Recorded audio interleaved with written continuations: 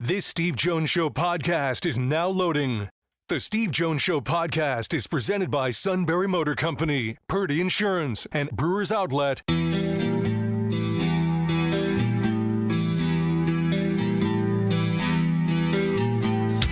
Bringing you an in-depth look at Penn State sports and more. This is the Steve Jones Show on News Radio 1070 WKOK.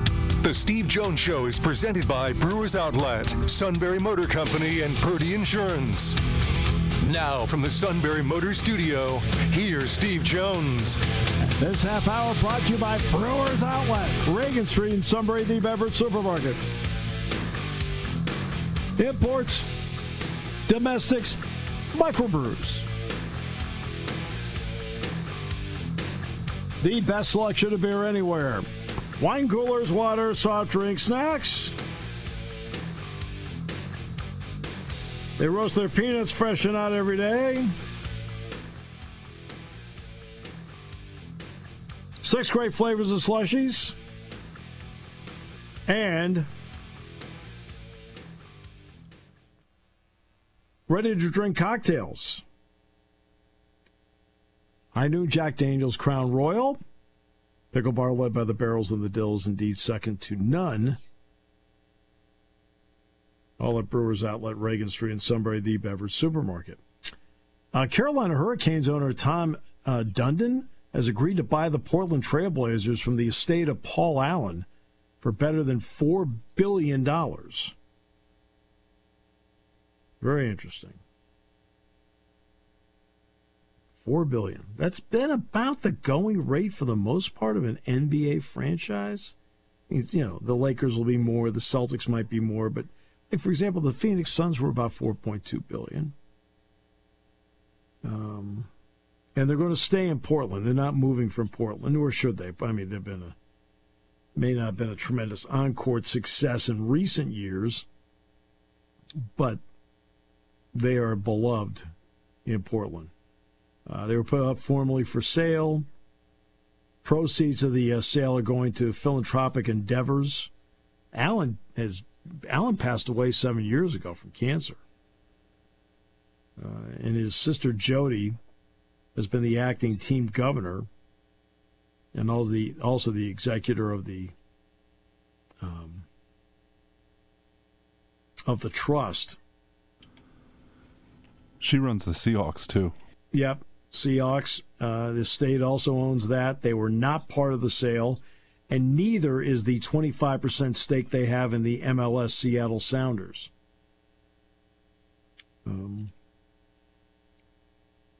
So, key developments. I mean, the NBA with a new 11-year media deal with ESPN, NBC, Amazon combined for $77 billion. The Blazers did sell their home arena, the Moda Center, to the city of Portland for $1, and the land underneath the arena for $7 million. And then they launched a public-private partnership to renovate the arena and that surrounding area that includes a new lease that goes through 2030. Dundon's group plans to discuss a public-private partnership for an arena deal with the city and state and wants to keep the team in Portland. I do wonder if that means they are going to her if they decide to expand to Seattle. It's a possibility. I mean, you know what's interesting about this? Do you know what the owners, why they're adverse to expanding? Some owners. I'm guessing because they don't want to split the TV money anymore. Yep. I know I read a story a couple weeks ago that James Dolan, the Knicks owner, is the one that's spearheading that. You're going to get in expansion fees. I think we could talk about maybe $3 billion each. That's $6 billion, and then roll it into the TV deal.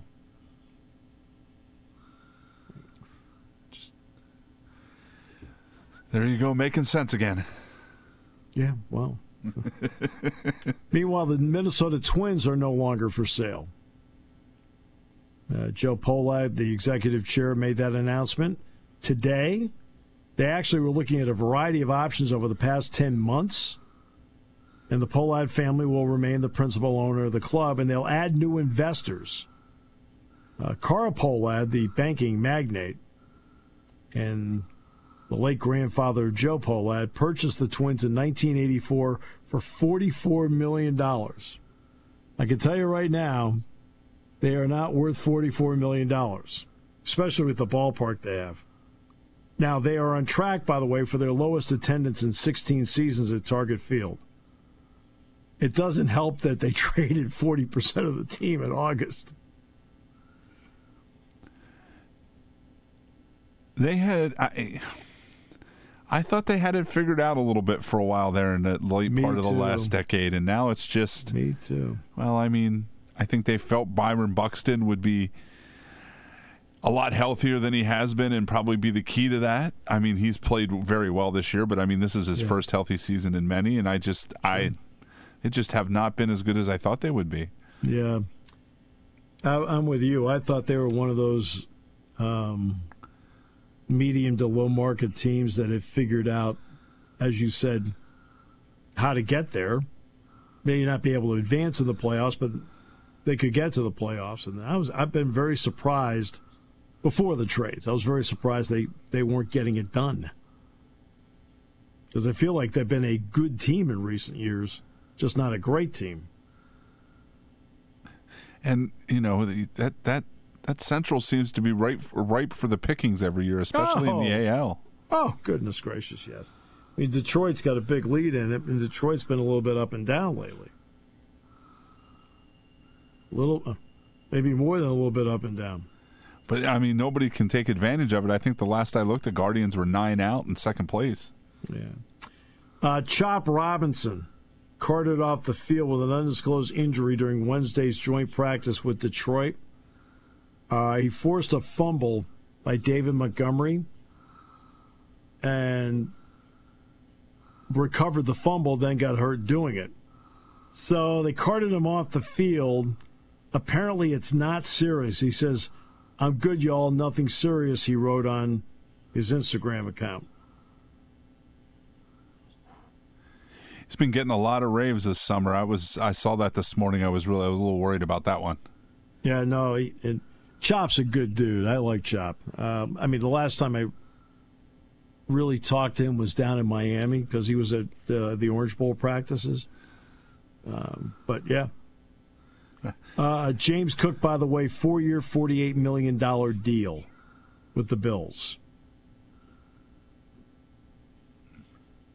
So the hold-in worked.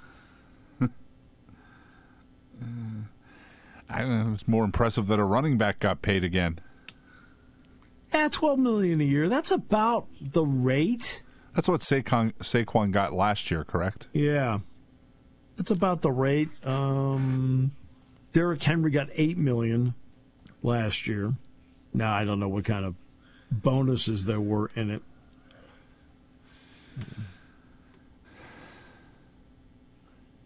But yeah, so it worked. Myles Garrett, meanwhile,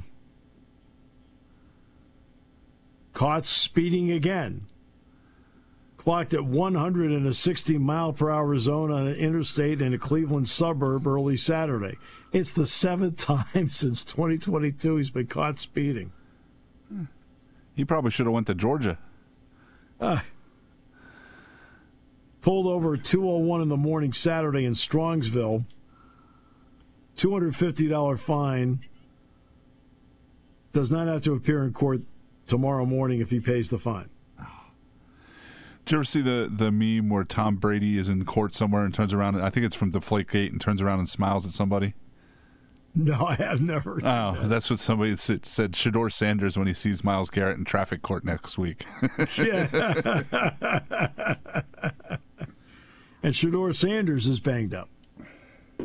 He won't be able to go this week. After crowning him MVP last week? Oblique injury. Okay. They were doing joint practices with the Eagles. Suffered an oblique injury during warm-ups. It said the plan was for Sanders to practice, was scrapped at the last minute. He's set for an MRI now to determine the severity of the injury. Man. That is, I mean, we talked about it around the draft. That is such a weird quarterback room. Joe Flacco, Kenny Pickett, Dylan Gabriel, Tyler Huntley, Shedeur Sanders. I mean, Pickett and Gabriel have hamstring injuries. Okay? Flacco's old. Yeah, I'm just. I mean, you laughed 2 seasons ago when they went to Flacco and he played well, but he was 39 then. You don't age backwards in the NFL. No. Then there's Michael Penix. Falcons and Titans were doing joint practices. He completed a long pass to wide receiver Ray McLeod. Penix and Titan defenders were trash-talking each other. And then they got into a fight, and Penix was right in the middle of the pile and seemed to be thrown down to the grass. Well, at least he didn't punch somebody in the helmet with his left hand. Uninjured in the scrum. Came back out for the next series. Tensions flared again. In other words, both teams know they aren't any good. So they're going to fight. They're not any good. I think that's when you let old Cousins take the rest of the snaps in the joint practice. Yeah, or whomever the heck the third guy is. No, but there are Falcons fans that don't know who the third guy is. Now, West Durham does. I mean, that's West Durham definitely knows who it is.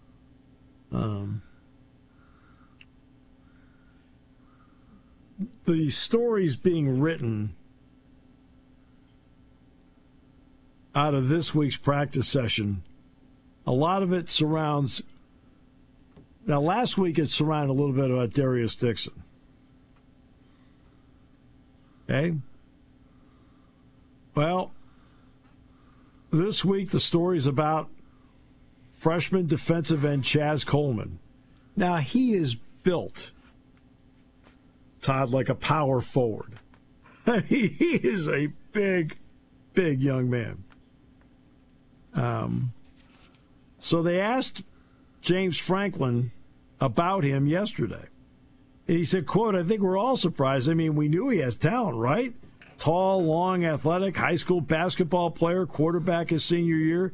He moves to defensive end, blows up, gets some offers. We offer, he commits. Everybody else still comes after him. Got a great family, and they held true. You know, we still didn't know what we were going to get because he only had 1 year of play at defensive end in high school. It's a long way from quarterback, but his physicality, his explosiveness, and his motor have been impressive. Everybody's talking about him. It's early, but he's flashed, and there's a lot of excitement about his ability. He's already up to, 250 pounds in a very short period of time, and he's getting like 25. He's gained like 25 pounds since being on campus, and he's still skinny, which is exciting. But he's flashed. He's an awesome kid. And, you know, we take a lot of pride in the locker room and how we leave the facility. And he's in there the other night. Everybody's out of the locker room, and he's picking up towels and putting things away. He's a yes, sir, no, sir kid, extremely humble. And I went around and I asked all the freshmen, which I do every year, how they see themselves as red, yellows, or greens in terms of redshirting or playing right away. He said he was a yellow, and everybody in the room was kind of looking at him like, dude, you ain't yellow. But that's just the type of guidance that this kid has been raised well, and he has great genetics. He's an exciting one. Like every in the room, you aren't yellow, pal. When they have that meeting on Monday, I think it's Monday is when the meeting is. I have to look. I think it's Monday they have the meeting on red, green, yellow. He's getting a green. I mean, Oh, man. I mean, he arrived for the summer because he wasn't a part of the spring practice. And so that's 25 pounds in like 6-7 weeks? yeah. Whew. Yeah, but boy, he is built like a brick house. Man, he is just really built. And the other freshman defensive end, Ivan Kamaju, we talked about him in the spring. And then Jack and I talked a lot about him in the spring game. And, you know, the question always is, okay, you go through the spring, did you catch everybody off guard? You know, now they know what you can and can't do. You know, I'm talking about the offensive players, right? And would he be able to keep going? Well, that's where I'm impressed. Ivan Kamaju has kept it going, which has been great. So it is, you know, I'm looking at maybe, we'll see, I don't know, 4 freshmen maybe? Maybe a couple more, but I'm talking about minimum of 4. How about minimum of 4? Being in that travel group, minimum. If it keeps going the way it is. Alan Zamitis said you watch Coleman's basketball clips, the way he can flush the basketball especially. I think we're just scratching the surface from a football aspect, and he's pretty natural at that. I mean, you watch him play tight end, he's very natural at that and gifted on the offensive side of the ball. But then his ability to bend and make plays on defense, feel like the sky's the limit for this kid. I think when he gets with Deion Barnes and he's a vet, he's really going to get polished, and he's going to be as good as anybody in the country when it's all said and done. And he wears 19, by the way, or any fan. When they go to the first game. But he's the one getting the buzz this week. But he earned the buzz. He earned it.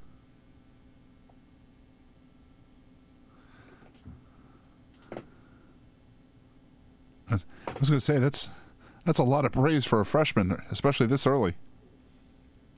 Yeah. I mean, look, things are different now. Yeah. I mean, Joe really would not have talked much about him. I mean, he may have made some comments, you know. But, I mean, even now the freshmen are in the media guide, you know, because you have to have at least some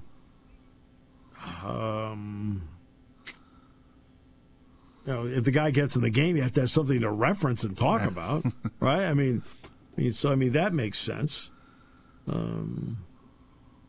Well, so I think it's great that he's had a chance to talk about it and give at least the fans an idea what they think of him at this point.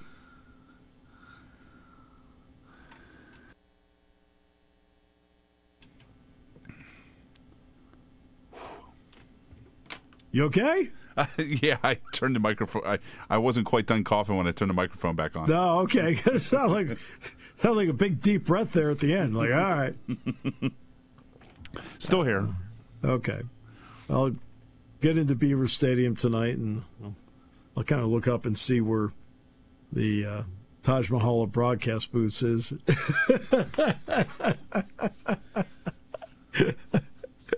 It's like Pat Kraft said, Steve, have you seen the palace we're building you? I'm like, going, I have looked. I haven't gone up in it. People have asked if I've gone up there. No, it's a construction zone. We can't go up there. So. You're not going to have to do the first game with a hat on, are you? No, but to be honest with you, we did the blue-white game. When we did the blue-white game, we were in a construction area because that's where they're building the media area. And that's going to be permanent, by the way. That media area on the east side is going to be permanent.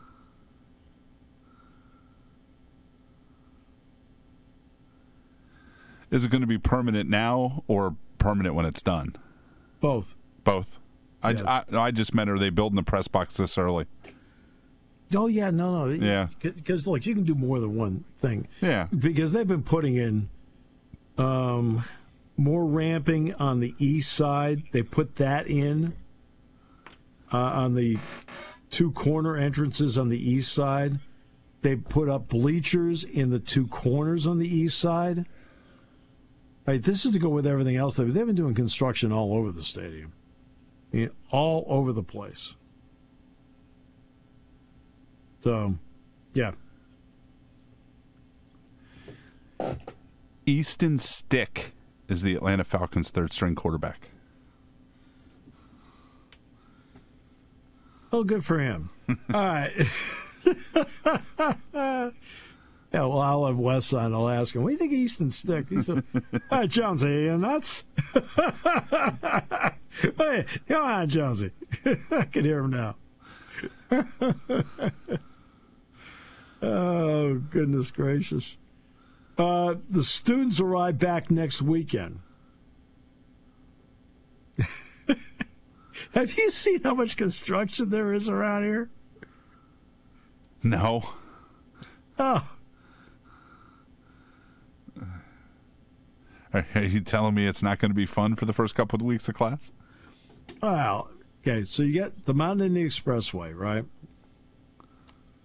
They're working on a couple of bridges, one on each side.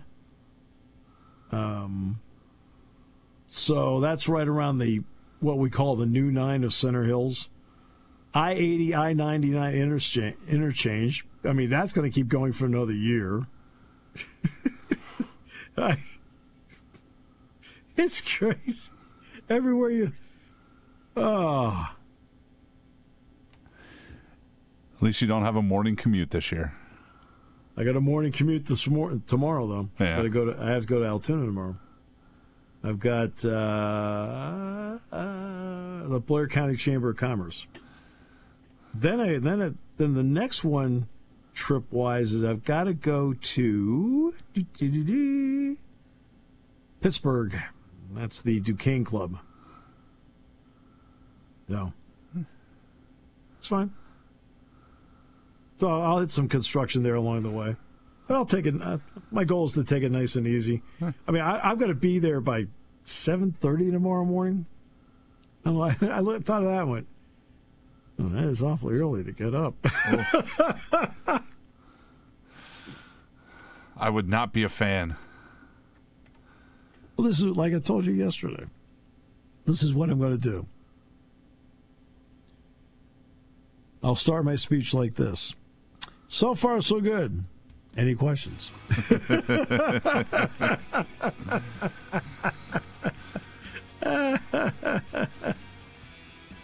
Actually, a speech might be shorter than taking all those questions.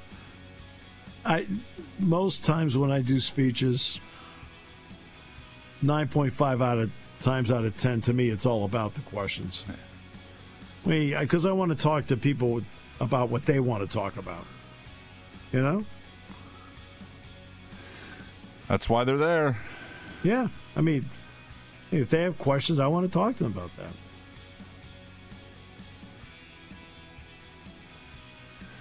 By the way, did you see Congress, the House Judiciary Committee, sent letters to the NFL, the NBA, Major League Baseball, and the NHL talking about their antitrust exemptions?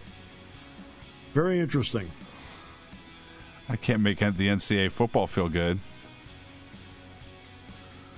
Party time, game time, or just fun time. Doesn't matter what time it is because it's Brewers Outlet time. The beverage supermarket has the area's largest beer selection. Imports, microbrews, ciders, and domestics. Pick from over 100 ice-cold 12-packs and dozens of 24-ounce singles. Soda, snacks, hot sauces, fresh roasted peanuts. Make it one-stop party shopping, and don't forget the pickle bar. So whatever you're celebrating or just doing it up, Brewers Outlet, Reagan Street, Sunbury wants to see you. And thank you for your years of patronage. Summer's winding down, but the deals are heating up at Sunbury Motors Ford on North 4th Street in Sunbury.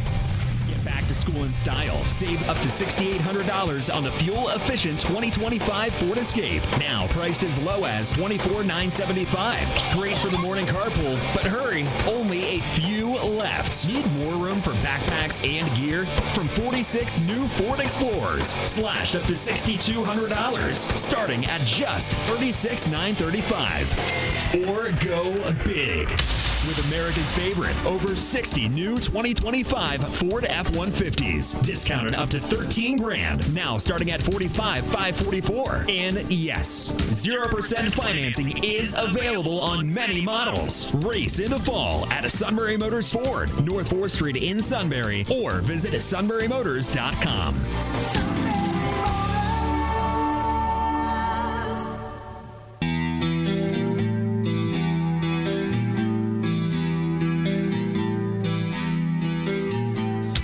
Bringing you an in-depth look at Penn State sports and more. This is the Steve Jones Show on News Radio 1070 WKOK. The Steve Jones Show is presented by Purdy Insurance, Brewers Outlet, and Sunbury Motor Company. Now from the Sunbury Motor Studio, here's Steve Jones. Half hour being brought to you by Purdy Insurance. Market Street in Sunbury. Go to purdyinsurance.com. Auto, home, life, business, boat, motorcycle, Medicare products. Right? We have a multitude of insurance needs. When I had an insurance need, I turned to Purdy. They took care of it. Steve Engel did a great job. And they make sure they do everything they can to save you money. Fully insured, saving you money. It's customer service, means everything to them. At Purdy Insurance, Market Street in Sunbury, go to purdyinsurance.com. Joined by the outstanding and great to have him as such a good friend of the show, Dave Spadaro. Dave, how you been? Hi, Steve. Doing well, thanks. How are you? Doing well, yeah. I'll start with Landon Dickerson. You have to dodge, like, also like, whew, what a relief. Like, the Dolphins with Chop Robinson appeared to have dodged one today. It looks like he's going to be okay. It looks like the Eagles did the same thing with Landon Dickerson. Yeah, I mean, the Eagles haven't commented on it. All I know is he's out with a knee injury. I know what the reports are.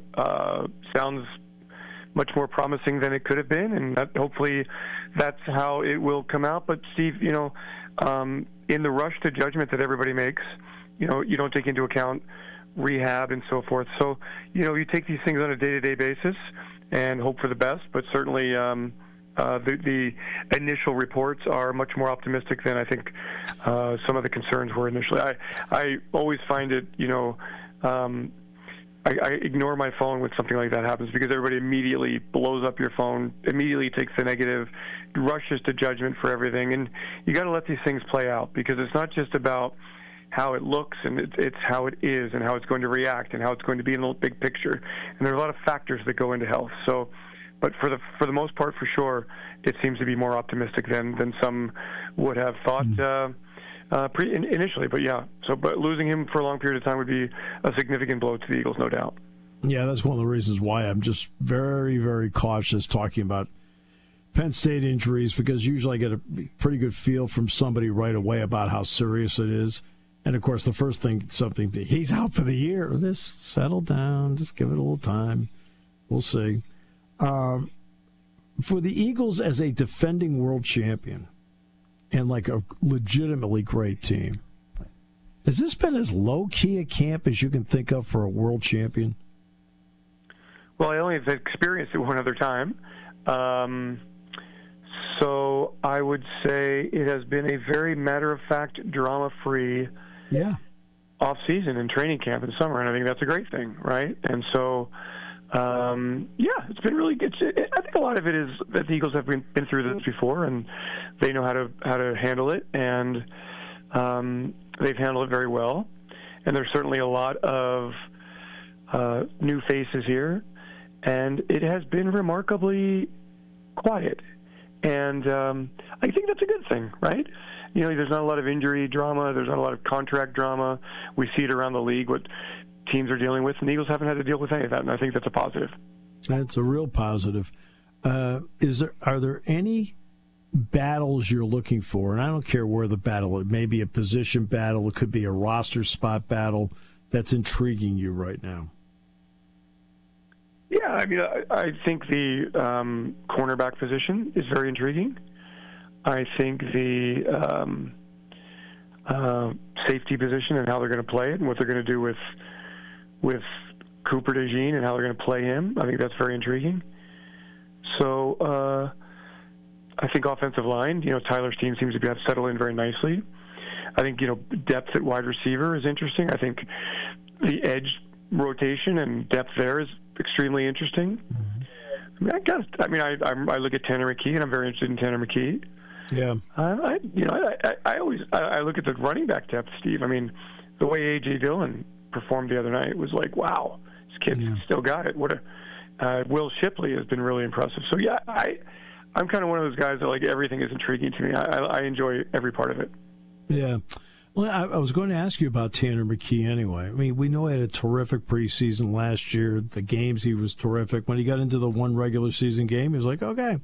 I mean, what do you think of him as a backup quarterback? If something were to happen and it's a game or two, how much confidence do you think everybody has in his ability to hold the fort for a game or two?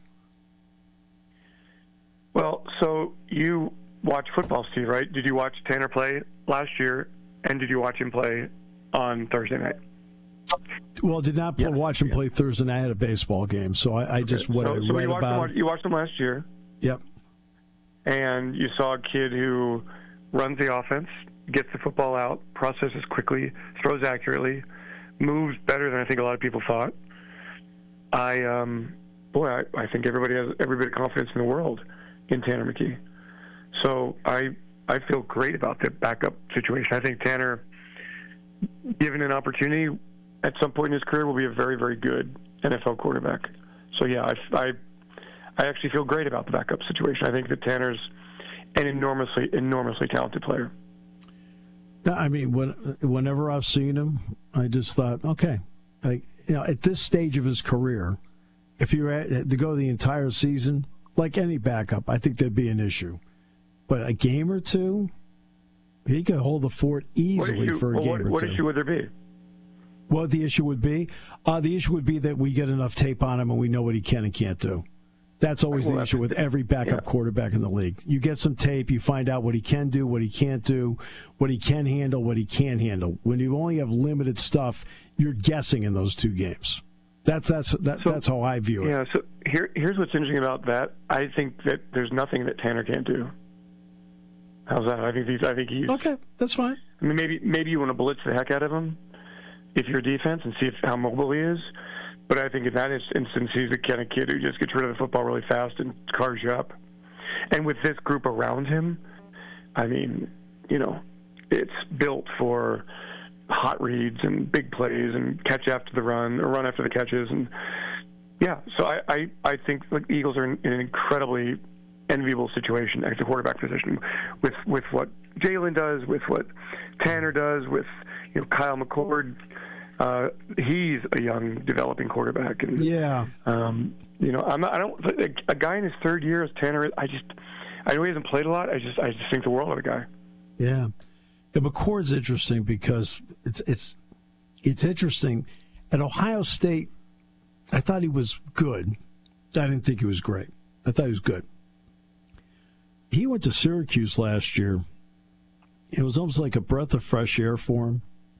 And he had a terrific year. What do the Eagles think of him? I mean, he's not ahead of Tanner McKee by any stretch. But what do the Eagles think of him? Yeah, enough to draft him and develop him, and coming along. And certainly you see the ups and the downs. You see how he reacts and responds to the bad things that happen. So good arm, real good arm, and processing quickly. He needs to get better at that. Certainly as a young developmental quarterback, I think that's how you look at him. And then you look at the quarterback situation, and Tanner's got 2 more years. I think he's got 1 more year after this year on his contract. And you kind of say, hey, this is the way you build depth in your quarterback room. I think what the Eagles were doing their dual practices with the Browns, it's no Shedeur Sanders because of he needs an MRI. Are you disappointed you at least didn't get a chance to see him live just to see what he could and couldn't do? No, don't care. watching the Eagles. Good for you. Don't care about Shedeur. Yeah, don't. I was, the way they break up the practices, on one field is the Eagles' offense against Cleveland's defense, and on the other field is the Cleveland offense against the Eagles' defense. So I'm not even looking at the Cleveland quarterbacks. I'm just looking at the Eagles' defense when they're playing the Browns' offense. Would have loved to have seen him in a game, and I don't know if that sounds like that's going to, knock him out of the game potentially, right? But yeah, today, he's not going to play. I didn't even know he wasn't taking reps. I didn't even know he wasn't taking reps until late in the practice, when kind of words got out that he had suffered an injury. I didn't even realize it. Saw him warm up and then didn't pay attention to him. You mentioned Cooper DeJean in one of your answers. I mean, look, I think he's a terrific player. So how do they want to use him? They want to use him as a corner. They want to use him as a slot. They want to use him in the safety spot. How do they want to use him? Yeah, so in Vic's defense, a nickel cornerback and a safety are very, very similar. Right. And I think it is clear that in base, which they've only played last year, I think they played 160 snaps in base, Cooper would be a starting safety alongside Reed Blankenship. And that when they go to nickel and dime, Cooper would be in the nickel. So I think that's how they're going to play it. Get him on the field, one of your best 11 players. And I have not seen him take a lot of reps, if any, at outside cornerback. So it looks to me like that's where he's going to be. And the more you can get him on the field, the better things he does. He's a great football player, and I think everybody recognizes that, and he works extremely hard, and he's just a great kid, and he's doing a great job. He's a really talented kid. I mean, it is obvious how good he is. There are a lot of veterans on this team. I mean, true veterans. How has Nick Sirianni handled camp? Have the veterans taken as many reps as some of the younger players, or has he been judicious with veteran reps because they know what they're doing? Yeah, I mean, and then playing into that also is coming off the Super Bowl in a long season and making sure that everybody learning your lessons from 23 and, did the Eagles wear down? What happened? So I think it's been a good mix. I think that I really haven't noticed a drop-off with a lot of the veterans. They seem to be in great spirits, great legs, a lot of energy. I mean, the practice today was very physical and high tempo and great stuff. So, maybe at times Saquon will take a step back. Again, I think a lot of it matters that there's such depth with A.J. Dillon and Will Shipley. But, yeah, I don't see it as a real concerted effort to put guys on the sidelines just to kind of give them a rest. I haven't seen a lot of that at all. By practicing against somebody else, that gives them more, plus there'll be a game itself. How do you look at a scrimmage session like today versus a preseason game? How do you view it? The same, or are there a couple of things you're looking for out of each? For sure, both. The out of each. I mean, I think that when you can't tackle to the ground, it's different. And I know that they try to simulate that, but I think it's different. You don't finish the play. So the vets, honestly, I just want to get through everything healthy. And but for sure, I think that players love this kind of experience. They know that they are practicing against a team. They are practicing for another coaching staff as well. And it was a great practice. The defenses were both the Cleveland defense is really good. I mean, Cleveland defense played well today.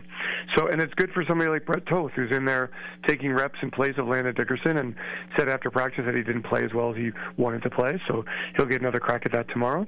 And then in a game situation, I think there's a difference when the lights are on and when you tackle to the ground and when the plays mean something. And so I take something from both. I think every time you step on the field, it matters. And that's just kind of how I look at things. I really look at it, and every time somebody steps on the field, look, when they're in a walkthrough, you know what's important? Making sure that you line up in your right split and that the personnel when the coaches call it a new personnel package, watching a walkthrough, the mock game before game, the day before game. It's fascinating, all the personnel packages that they use. And if you're a player who doesn't hear his name or forgets his name or a coach that's not organized, it is really glaring. And the Eagles are extremely efficient with that. And, again, I think that's one of the reasons they're such a successful franchise. Yeah, well, people will talk about walkthroughs. Like, oh, it's a walkthrough. Man, it's just a walkthrough. No, it's about personnel packages. Where do you line up?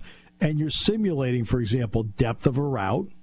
Right, you're simulating a coverage rotation, but you're just doing it in a walkthrough. But at least it shows you know what you're doing, and that the really good teams understand that. The bad ones don't understand it, and they're sloppy with it. Yeah, for sure. And apparently, I've only worked for the Eagles, so apparently it happens a lot. Like the teams just don't do it well, and the Eagles do it well, and it does matter. I mean, the coaches really evaluate that stuff. They want to know that what you are learning in the classroom and what you are being told is being absorbed. And so I think that, it's really, really critical every single minute of the day in an NFL training camp. There's not a lot of time in a camp. I mean, we're already, by the end of next week is the end of preseason. So. Yeah. And they're going to go from 90 to 53, and there's no mercy. So you got to be right. You got to be right on, and that's the pressure that players feel when they are in an NFL camp. And it mounts on you. You cannot have missteps. It took about a month for Vic Fangio to marry in talent with scheme and then make the calls. I mean, because that's the way the NFL is now. September. There's a lot of feeling out in that month. Vic now is in the second year, and he's an incredible coach to begin with. So how have you felt about Vic in his second year, and how have you felt about a first-year coordinator on the offensive side? I'll tackle Kevin Petullo first. Really love his personality, his comfort addressing the entire room. He's been with Nick the entire time in Philadelphia. He knows the personnel. I don't anticipate huge changes with the offense, but there will be some personality and some tweaks that are made, and understanding that NFL defensive coordinators have spent the entire offseason trying to, figure out the right way to attack the Eagles' offense. So we'll see how Kevin adjusts. I think really where you look for a coordinator is how they structure the play calls and how they set up play calls. And it could be a play that they call in week 2 that they set up for a play in week 4. You know what I mean? They want to see a certain look on the defense and then expect a reaction from the defense based on what the defense saw in week 2 and then do something else in week 4.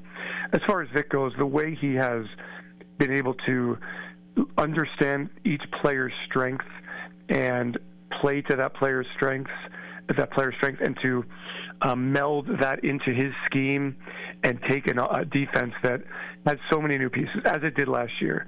I mean, honestly, I got to tell you, Steve, I think this defense is just lights out right now. So fast. They are so fast to the ball. They are relentless up front. They are just overwhelming interiorly. On the edge, they're really good with Hunt and with Smith, and we'll see who develops after that. So I just think the world of Vic. I've learned so much watching him and the way he's taken young talent and made it all work. Yeah, and offense, I always refer to the play calling as sequencing. How do I sequence my play calls? Yeah. And I think that to me is fascinating. And sometimes you set up something. You mentioned maybe a couple games down the road, but maybe you're setting something up in the third quarter of a game by doing a couple things in the first and second quarter. I mean, that's the sequencing that I think of. What do you think of the tight ends? I think that Dallas looks great and Calcaterra is solid. Yeah. I don't know who's number 3 yet. So we're going to find out. We're going to find out. But for sure, it is a question. The depth there. They've got some players who have been in NFL camps before, and so we'll see. I mean, but I love the way Goddard has been used. I love the way Calcaterra has come along. I think it's really important that people understand that the blocking is so vital. Yeah. And you've got to be able to win in line at the line of scrimmage. But as long as Dallas Goedert stays healthy, the Eagles are going to be fine at tight end. Steve, as long as his team stays healthy, my gosh, the Eagles are going to be really hard to beat. Yeah, that's the whole thing with this team. They are easily the best team, in my opinion, in the NFL when they're healthy. And then the part is with a 17-game season in 18 weeks. Yeah. That's the variable. I mean, just nobody knows how many late season games, Dave, have you and I watched on Sunday night or Monday Night Football, and you and I are like, okay, where did that quarterback go to school? Yeah, exactly. And so yes, but I think there's depth here, and I think that they do a really good job of working in developmental periods after practice, 10, 15 minutes, where some of the lower end of the roster players are on the field, and I just think that they understand how to bring along young talent, and they understand that it's a long season, man. And what we see in the preseason and the games and the play calling, it is going to be a lot different when the season begins. No question. Dave, it's always a pleasure. Really enjoyed, and the audience eats up all the information. Thanks so much. Thank you, Steve, so much for having me. Have a great day. Yeah, the outstanding Dave Spadaro. What a great job he does. This half hour brought to you by Purdy Insurance. Market Street in Sunbury. Go to purdyinsurance.com. Auto, home, light, business, boat, motorcycle, RV, Medicare products. Customer service means everything to them at Purdy Insurance. Market Street in Sunbury. Go to purdyinsurance.com. On News Radio 1070 WKOK. Hi, this is Season. For over 100 years, the Purdy Insurance Agency has been protecting families and businesses of the greater Susquehanna Valley and beyond. With the experience of our trained and knowledgeable staff, you can rest assured that your needs will be evaluated and met by some of the industry's best representatives. No matter what your insurance needs are, call Purdy Insurance today at 570-286-5855. Visit our website at purdyinsurance.com or check us out on Facebook to see what we can do for you. What's better than 0% financing on a new car? 0% plus additional discounts on a new car from Sunbury Motors Hyundai. Be a hero with zero. There's 0% APR financing for up to 60 months, plus an additional $2,250 SMC discount on 2025 Hyundai Santa Fe SELs. There's also 0% APR financing for up to 60 months, plus an additional $2,500 SMC discount on 2025 Hyundai Palisade Calligraphies. Sunbury Motors Hyundai has 3.99% APR financing for 72 months, plus an additional $1,500 SMC discount on 2025 Hyundai Tucsons. Remember, all new Hyundais come with Hyundai Assurance and are backed by America's best warranty. 10 years, 100,000-mile limited powertrain warranty. What's better than 0% financing? 0 plus SMC discounts. Save thousands now, only at Sunbury Motors Hyundai in the North 4th Street Auto Plaza, Sunbury.